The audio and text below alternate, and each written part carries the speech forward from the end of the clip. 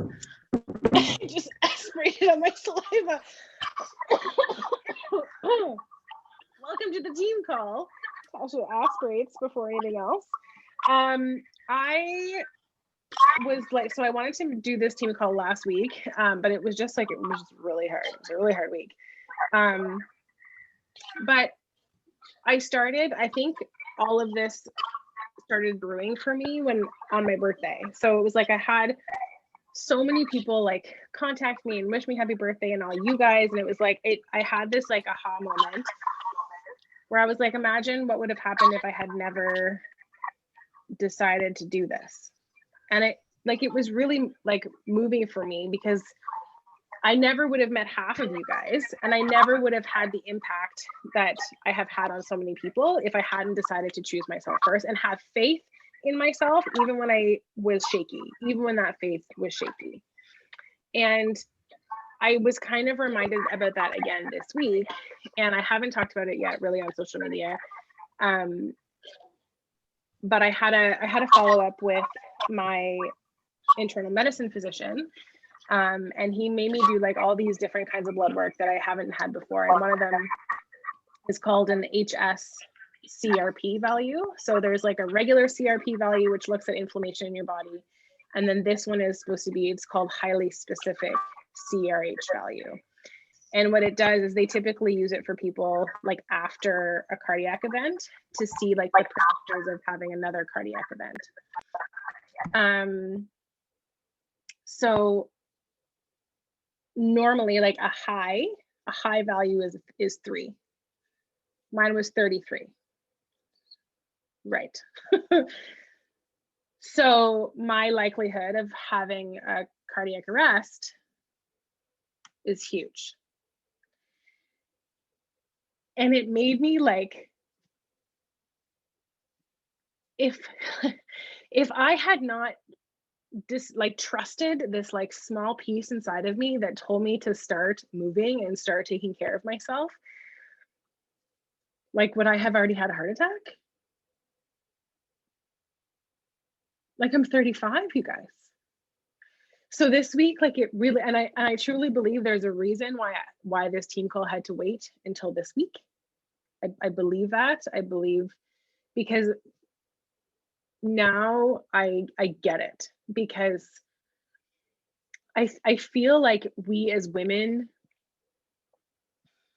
especially if you're parents, but women in general, we tend to like wear this badge of strength as our honor badge.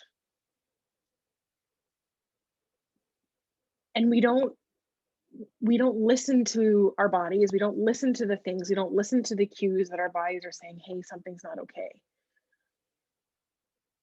And we are so much more likely to actually like have significant cardiac events because we don't know, like, women present differently with cardiac events than men do, and it's undervalued and it's under talked about, and there's a lot of information that women don't have. And if we aren't prioritizing our wellness, and we aren't prioritizing our fitness and our nutrition and how we're fueling our mindsets and our bodies, we are completely disconnected from our bodies. We don't take the time to listen to what it's trying to tell us.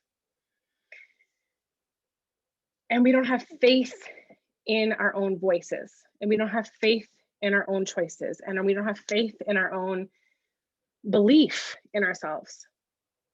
And that's what this team call really is about. And I wanted to really flesh out faith more and talk about how faith is related to consistency, and how faith is related to that voice in your head, and that's all those self-fulfilling prophecies. So like faith, especially faith in yourself, happens when you do all of the dark work, all of the shadow work, all of the work that happens behind the scenes, right? All of the things, all of the mindset work that we do in our fitness journeys, in our wellness journeys, in our coaching journeys, all of that shadow work, that dark work, that's how you shine when it really matters. And if you're not doing that work, if you're not doing all the grunt work behind the scenes, you're cutting yourself off at your knees before you even get a chance to shine. Oftentimes I feel like people look at successful people or successful coaches or successful entrepreneurs or whatever, and they chalk their success up to, well, it's just easier for them. But it's not. What people often aren't seeing are those shadow works, are those 7 layers deep whys, are the 3 a.m. wake ups, are the midnight bedtimes, are all of the hours of therapy logging to figure out what the hell are your roadblocks that you're stopping yourself from really growing and getting that momentum started in the first place. So I want you tonight to leave here and ask yourself, really, like, I know we've had why calls, I know we've had vision calls, I know we've done all that, but ask yourself if you've really gone 7 layers deep, right? Like, even when you think you have the answer as to why you're here, ask yourself again and ask yourself again, why is that important? Why am I here? Why am I doing this?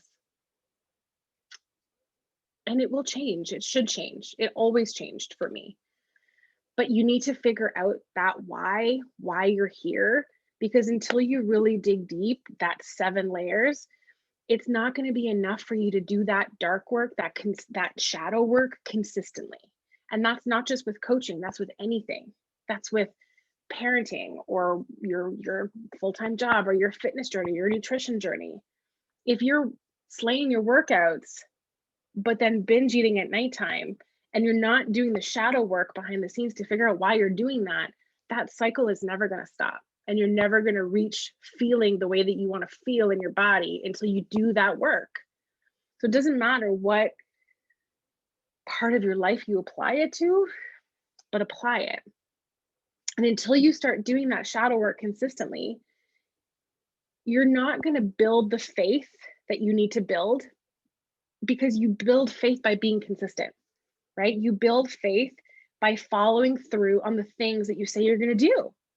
So the more times that you say you're going to do something and you don't follow through with it, the more you're instilling that fear of failure, because you're basing your belief in yourself and your capability on all the things that you have done that's led you up to that day or that point in your life.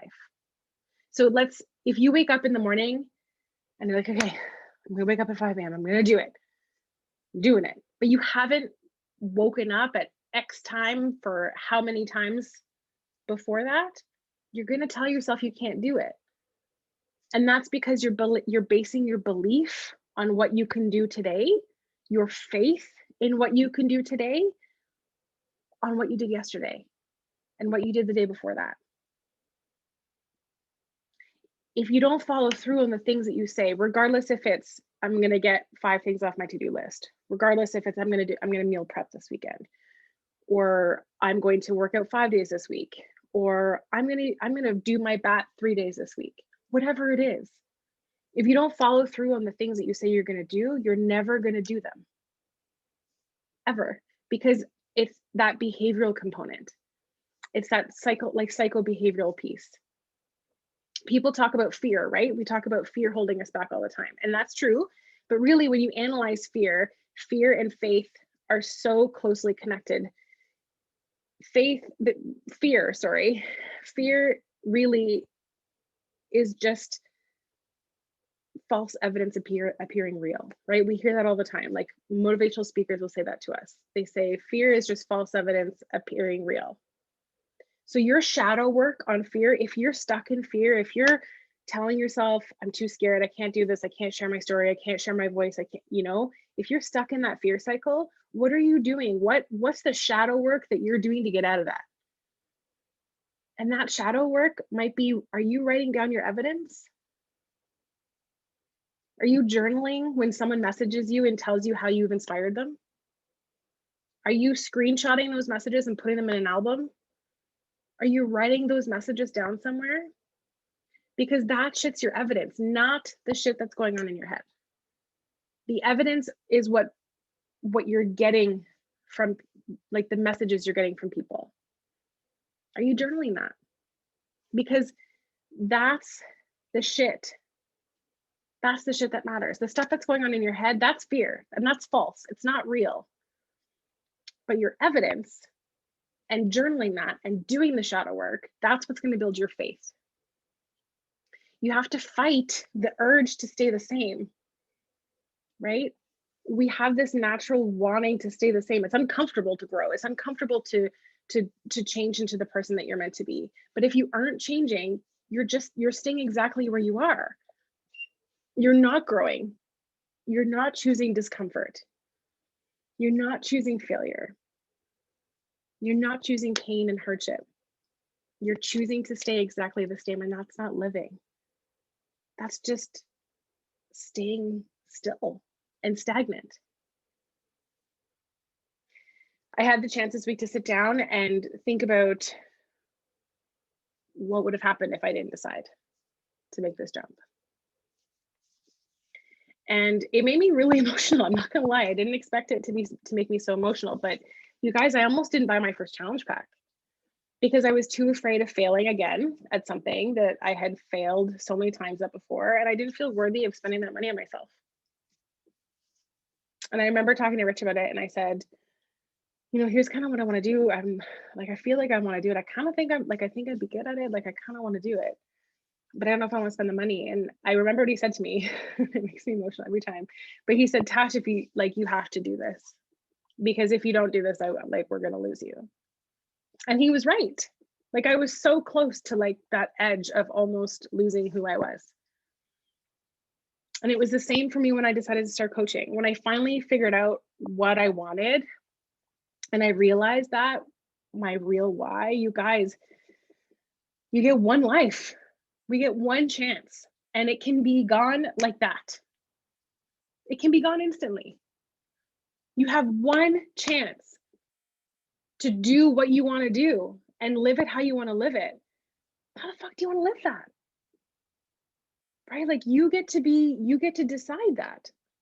Do you want to live working for someone else? Do you want to live, or do you want a life being stressed over someone else's job?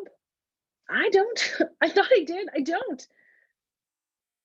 Maybe you do. Maybe you love what you're doing, and what you're doing is amazing, and that's awesome. And I'm so happy for you if that's for you. But if you love where you are and you don't feel like you want to change anything and you don't need anything to change, but that's amazing. But that's not where I am.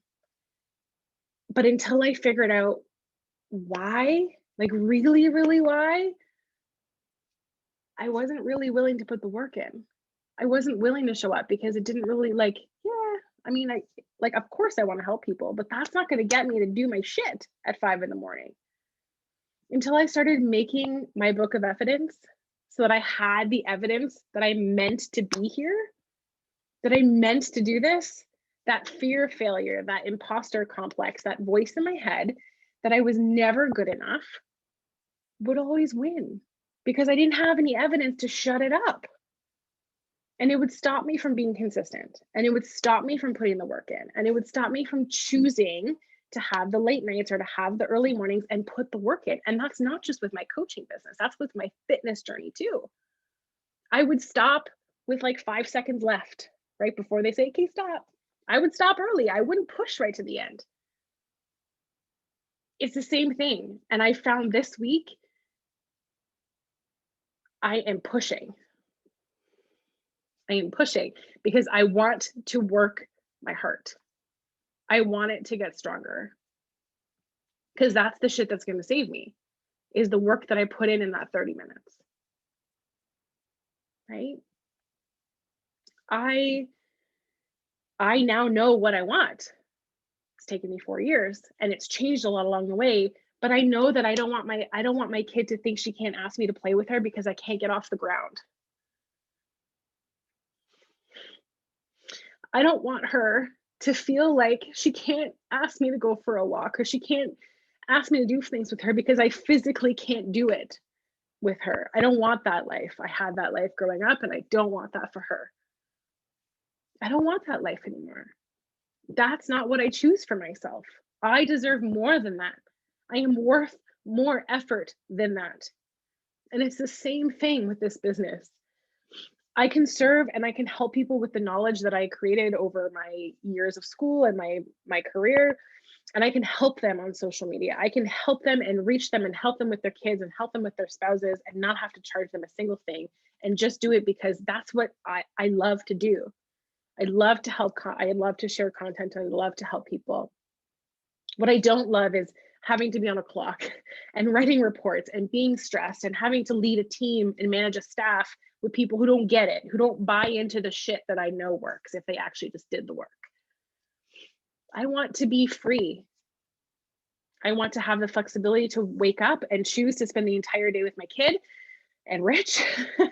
I'll throw him in there. I want to have the flexibility to bring Rich home so that he can be a stay-at-home dad, because he's awesome. It is not my thing. I need my space. I need to have my own thing. I need to have something that I'm building and creating and feeling like I'm leading something.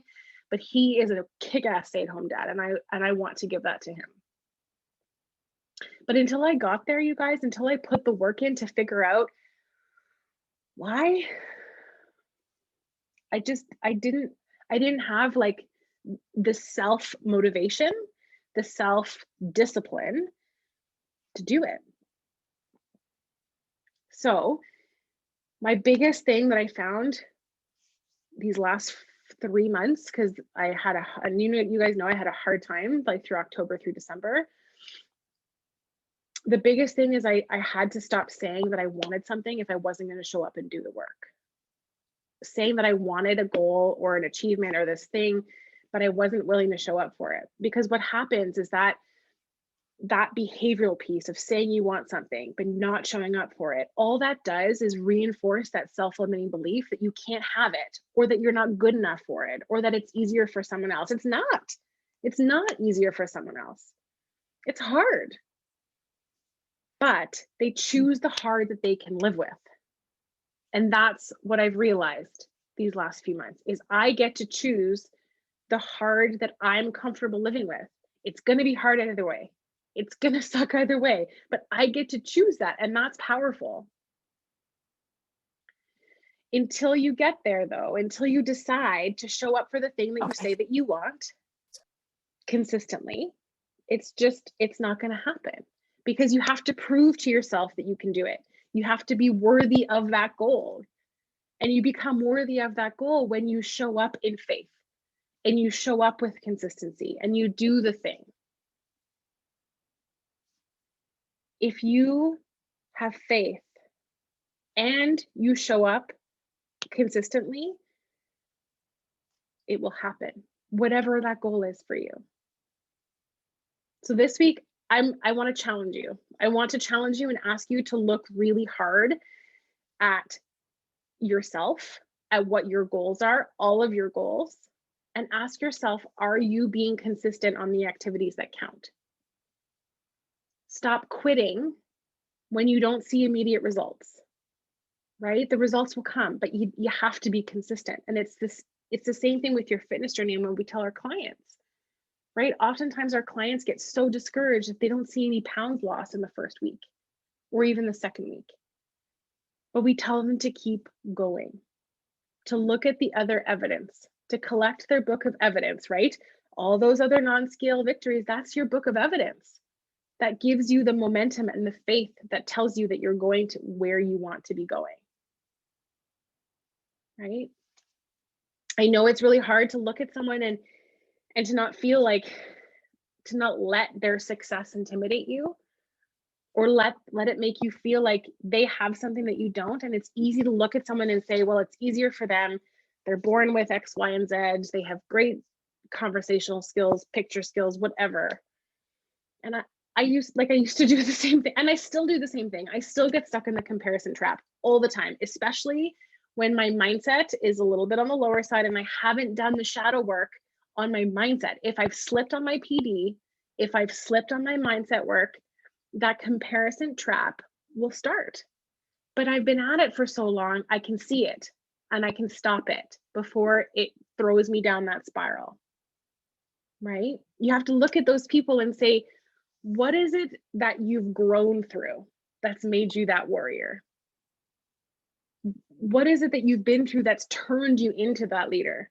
Because our battle wounds, those are the keys to our success, you guys. Every single one of you guys has the potential to lead, Every single one of you are natural leaders. It's whether or not you choose to look at your situation, your warrior wounds, your pains, your hardships as the reason why you can't, or the reason why it makes you perfect to be that. How, like, being a warrior, being someone who's gone through adversity and overcoming things, all of those self-limiting beliefs, all of those things can make you an incredible leader if you decide that you can, if you decide that you're worthy enough. Where we fall short is when we decide to let other people decide our value, when we let other people decide if we're worthy or not of that goal. Who says you can't have that? Who says that you're not worthy enough or that you can't be that? And if that person that you're letting decide whether or not you're good enough is that gremlin that's living inside your brain, then that shit is on you. And that is where you have to start. That's where your shadow work has to start. You need to be doing that work on your self-talk. There was, I'll see if I can find the link. It was like a 15-hour mindset day. There was like all kinds of mindset people talking. And I think it was Ed Milet, and he talked about the stacking effect. Take all of the negative things that you say to yourself and say them all together. I'm a shitty leader. I'm not great at this. I'm never going to make it. I fail. I'm not great at this. Stack them all.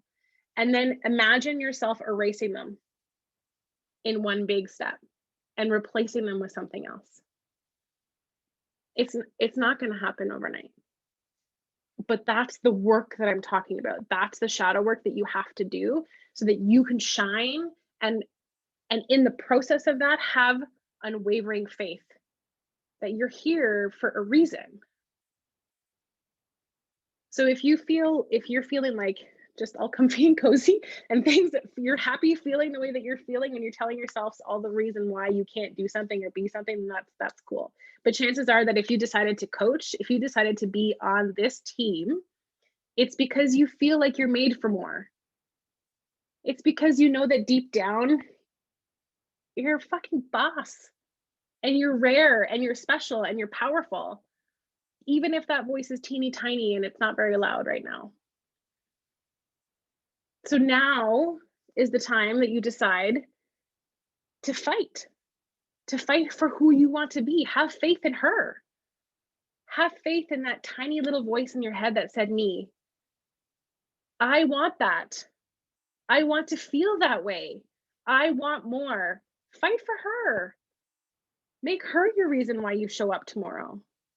And the next time you catch yourself saying things like, I'm too busy, I can't do that, I don't have time for that, my family doesn't support me, I don't have enough friends, try instead, I don't really think that that's a priority for me right now.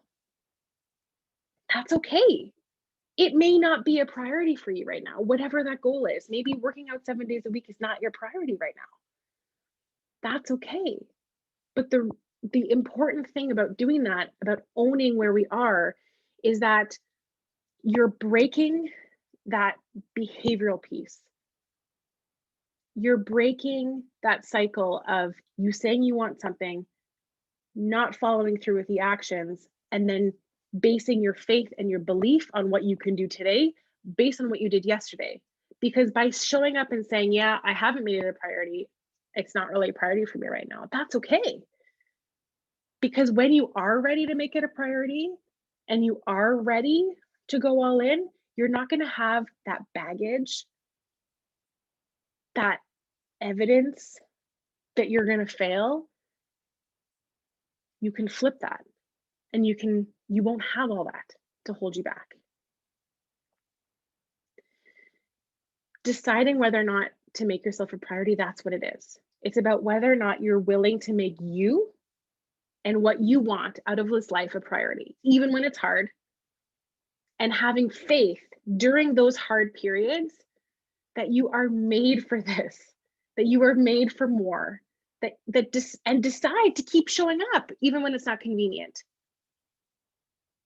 It's about whether or not you're willing to show up and speak your truth and be honest and vulnerable even when it's hard. That's what makes a leader. That's what inspires other people to make change and take action and to fight for themselves. Not a skill, not their conversation, not how great their pictures are or how many followers they have. It's how vulnerable they can be and how they can own who they are despite all the fears, despite everything. And it's because they choose to show up anyway, to show up consistently anyway, to have gratitude for all the things that have held them back or caused them pain, and to have faith that those experiences, those very things that caused them the pain or the discomfort or the things that held them back, that those are the reasons that they are made to be here. Those are the reasons that help shape them into who they need to become in order to be worthy of those goals that they're chasing in the first place. Imagine if you decided to, instead of looking at all the things that have happened to you instead of looking at them as a negative, actually being thankful for them, being grateful for them, because they've shaped you into the person that you need to become that thing that you've been asking for. And if you're sitting back and you're thinking, well, maybe it actually isn't a priority for me right now, whatever that goal is, that's okay. There's nothing wrong with that. But it also, by owning that and identifying that, you're saving yourself from developing that negative self-talk loop that tells you you're going to fail before you even give yourself a chance to succeed. I don't know if that makes sense. I feel like it made more sense in my brain. I hope that makes sense. So I want us to all of us collectively, to stop allowing the process of determining what you can accomplish tomorrow based on what you accomplished in the past. Because it has no bearing on what you can do tomorrow. I want all of us to not be afraid of the shit that we're going through.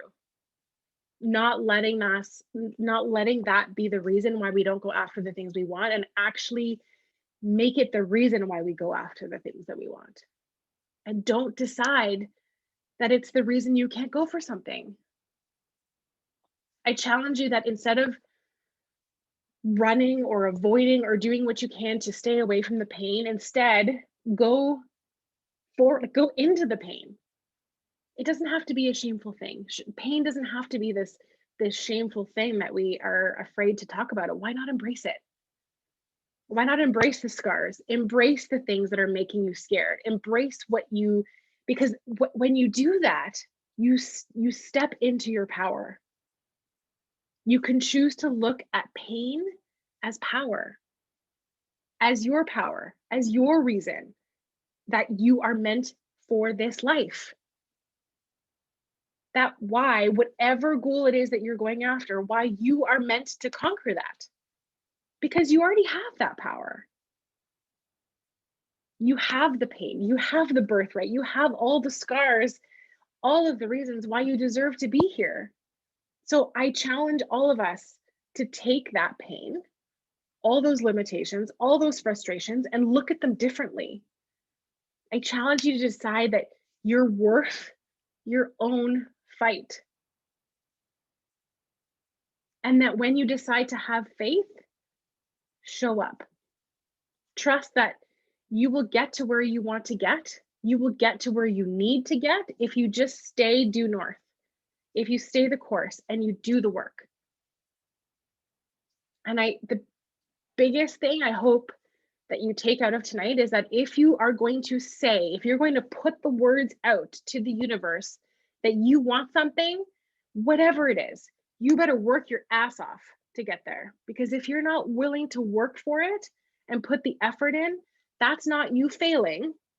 That's you choosing that you and your dreams are not a priority for you right now. And that's the difference. That's not you failing. I was listening to Trent's podcast this week. And if you haven't listened to it, you need to. It's amazing. I mean, he's always amazing. He's like my favorite human being. I wish that we could just like sit around a campfire together. I feel like we'd be really good friends. But the specific podcast, he talked about like living like a rare breed.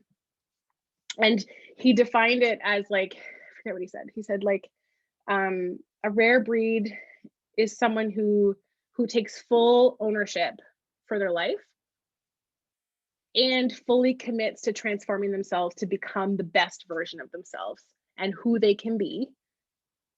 And that is what I see for our team.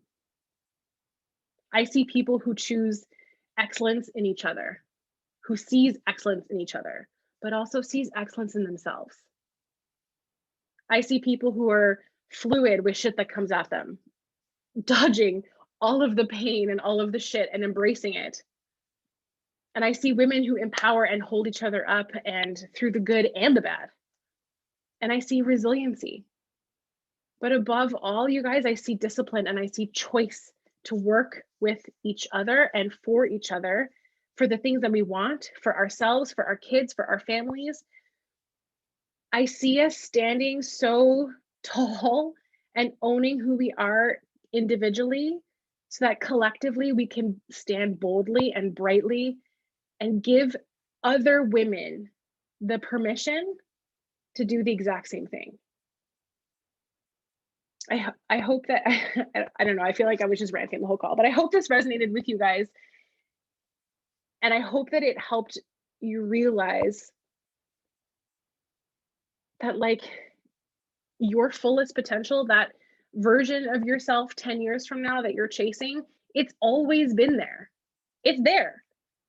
You just have to believe that it's there. And you have to have faith that what you want is coming if you keep going, if you keep doing the work. Because when you do that, you create self-discipline. And that self-discipline will create all the inspiration, all the motivation that you need to achieve the things that you want. But if you don't own where you're at, if you don't own all the things that come with that, then you don't have the chance to change it. You don't have the chance to do the shadow work, to create the faith, to create the momentum, to create the discipline. Decide that you're worthy today. Decide that you are worth your own damn work and you're worth your own fight.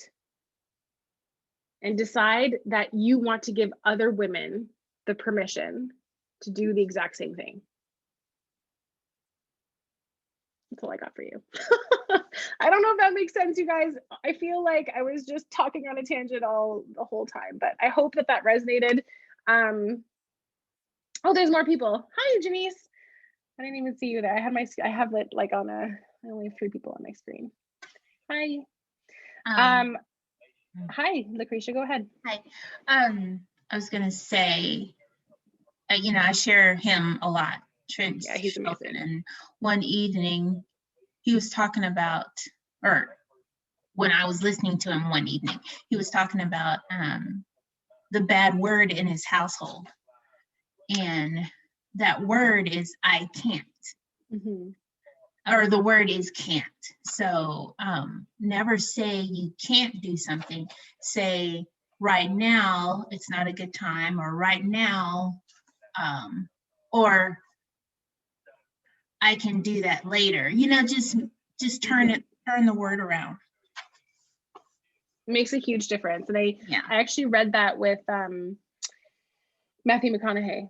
So in his book, Green Lights, it was the same thing in his household. He said like his dad, well, I mean, he went a little extreme, and his dad like basically like whipped him, like beat his ass when he said the word can't. Like he got like beat as a kid.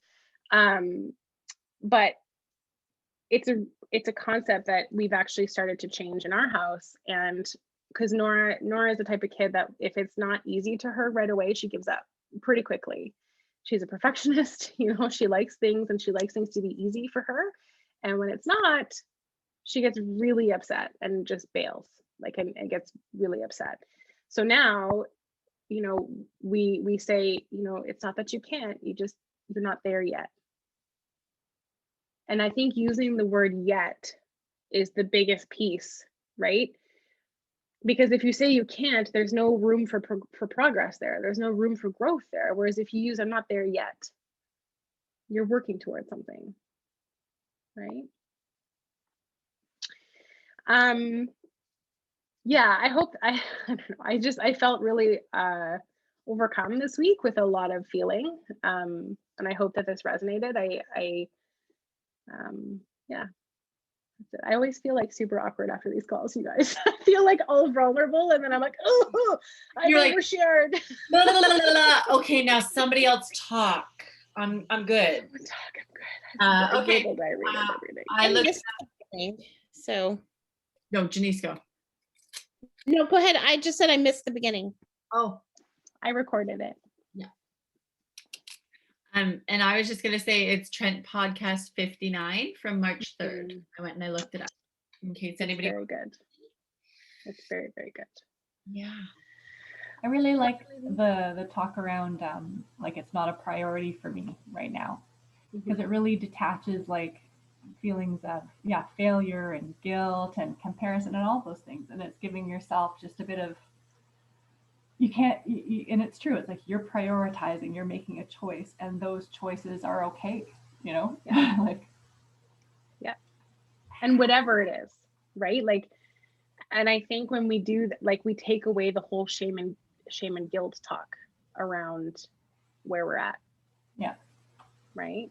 And that's in anything, like even in parenting or like our jobs. Like, I feel like I'm trying to even use that language in parenting and with my full-time job at the same time, because I am not achieving all the things I need to achieve every day, And I think by the same token with the prioritizing, I love the way you spun it, but the way I took it when you first said it was like, it's kind of, for me anyway, can be a bit of a reality check, is when you say it like that, it's like, oh, that kind of stings that I'm not making that a priority. And this is actual reality that it's not. And should it be? Do I want it to be? Because, like saying it out loud. So yeah, that really, it puts more weight and power. Big time. Yeah, I totally agree. And I think for me, like, I kind of look at it the same way that you do, Shan, because I find for me, like, I can easily talk myself out of anything. Like, I can either talk myself into something really easily or talk myself out of something really easily. So if I reframe that and say, well, it's actually like, it's not a priority for me right now, then I'm like, oh, that does not sit well. I do not like that. I'm going to put the fucking work in now. Right. Yeah. But I think depending like on ass kicking. Yeah. Yeah. And it's a tool or strategy that you can use to like self-cue yourself. Right. Like, especially like with like how you're spending your time, like what are you doing? You're being honest with yourself about that. Exactly. Yeah. Because I know it's easy, like, to say, well, I'm doing X, Y, and Z. I feel like I should be moving. Like, and if we just take our coaching business, for example, like, it's really easy for me, like, well, I've just worked like 2 hours of my day. And that's true. I did work 2 hours on coaching, but was I doing the things that are going to move my business forward, or was I doing the maintenance stuff? Right. And it's taking a step back and being like, okay, how am I actually using this time? And am I using it effectively? For sure. Yeah, I'm glad this resonated, you guys.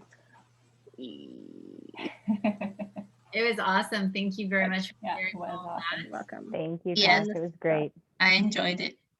Thank To you. be honest, I'm really, really tired, like everybody. But I was like, I know that this will be worth coming to. So thank you. I felt drawn to come. Like, I haven't been here in like 10 weeks. I finally finished my course. And I was like, I need to go. Yeah, I got 90 on the final. Congratulations. That's awesome. So, but I looked at the clock and I'm like, guys, I'm out of here. I need to go to a call now. Yeah, and I kissed them all, and like nobody was in bed yet. I'm like, peace. Yeah. Thank you. Like, I don't know what you drew towards me, but I'm here. I'm happy that I'm sending all the juju. Okay, well, I just love all of you. I hope you guys have an awesome rest of your evening. Take some time if you felt emotional about what's happening. You're checking if my. Can you boom? Oh, right. Yes. I suck at booming, so. I'm like, are you calling her? Are you like, do I check my phone? Like, what's happening? Boom! I have one. Did you say boom? Yeah, boomerang. Boom. Yeah. It is what it is in here. I'm trying to avoid the living room with all the chaos, so. There's the lighting is shit. Okay, all right, let's go. Hold on, I'm like, somehow I super zoomed. Oh, that's not what I want. Not a close up of my face. There we go. No, it's still super. How do you unsuper zoom? There we go, normal. There you go. Okay, that feels really close though. Hold on. All right, ready? Oh, we need a filter. Not ready. Now we're ready. Okay, sorry, Eva. 3, 2, 1. Awesome. Awesome. All right, ladies. If you felt like emotional from tonight, I encourage you to go take a bath or go do something where you can like do a little bit of self-care and do some journaling and some reflecting and just write out the shit that you're feeling. Go 7 layers deep. Go deep. Awesome. Okay, bye.